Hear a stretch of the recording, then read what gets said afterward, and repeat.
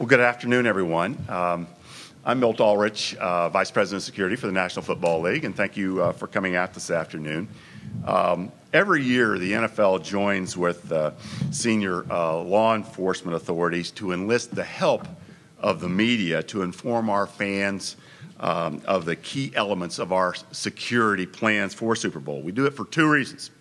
Number one, we want to assure the public that they will be safe at this game, and I think after you hear our speakers today, you will certainly understand that.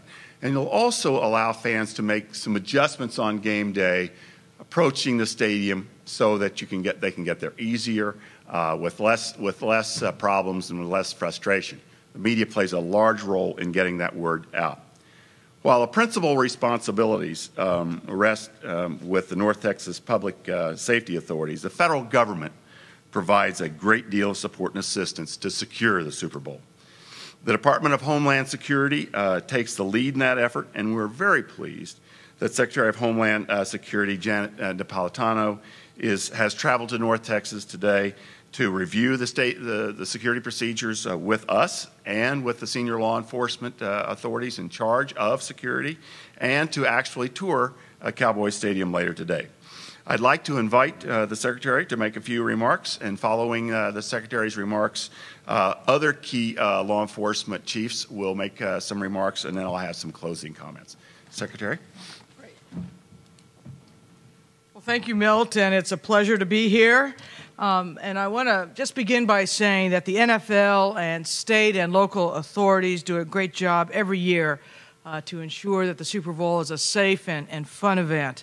I participated directly in Super Bowl 42 in Arizona when I was the governor there, and I have worked with the NFL and local authorities on the last two Super Bowls as the Secretary of Homeland Security. So let me, if I might, just point out some of the ways that the federal government assists in the effort to make sure that the game is safe and fun for everyone.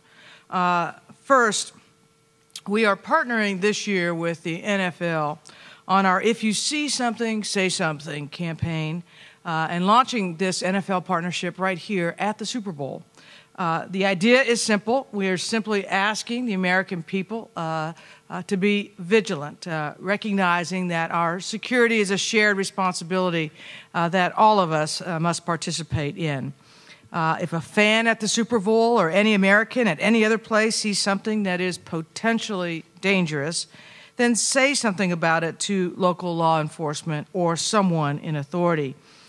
Time and time again now, we see how that vigilance pays off.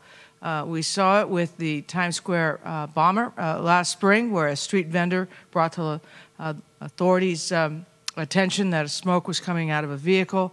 We saw it recently on MLK Day in Spokane, Washington. So the If You See Something, Say Something campaign right here will be on various fan materials as well as stadium displays.